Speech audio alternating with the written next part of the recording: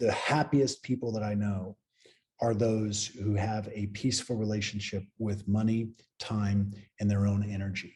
And that there's not a thing on their schedule that doesn't light them up.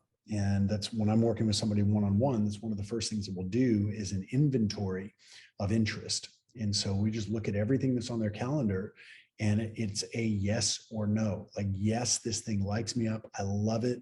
It energizes me. When I finish, I feel better about myself. I feel better about the world. Or it's an absence of all of that. And if it's anything other than that, then it's a black hole. If it's that, then it's a battery. And we just start looking at their schedule through this lens of batteries and black holes. And it's incredible the amount of storytelling and justification that we do to support doing things that we don't like to do. And most people, again, if have had this experience through an educational environment where they were taught that you have to do something you don't want to do to get something that you need, like study something that has no interest to you personally, but get a good grade. And then the justification behind that is, well, it teaches you to focus. I'm like, no, it teaches you to sever your empathy. Like, it teaches you to hate yourself. It teaches you to listen to someone else's archaic, kind of just prehistoric, irrelevant thoughts about what you should do. It's like, wow. But I get that, you know, it does serve a lot of purposes for a lot of people.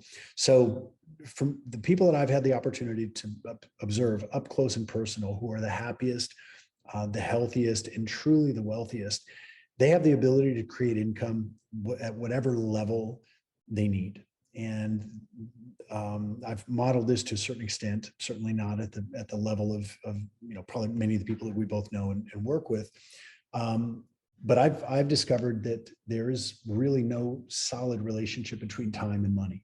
It is extremely flexible and it's very malleable. So if I have an idea about something that I want, either something that I want to create or something that I want to purchase, invest in, go do as an experience, whatever, I know that the time between the idea and the income, that time is the least important factor. Most of it is a game of alignment. And money doesn't have any energy by itself, but we project energy onto money. If you took a $100 bill and you just left it in the freaking jungle, you know, it's not like a bunch of monkeys are going to come out and fight each other over this piece of paper. So we, as human beings, we create energy around money.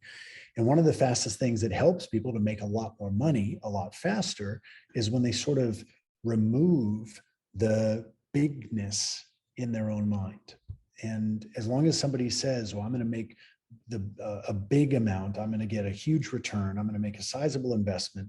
And we have all these kinesthetic descriptions of something that is actually non-physical. Big money, the big numbers.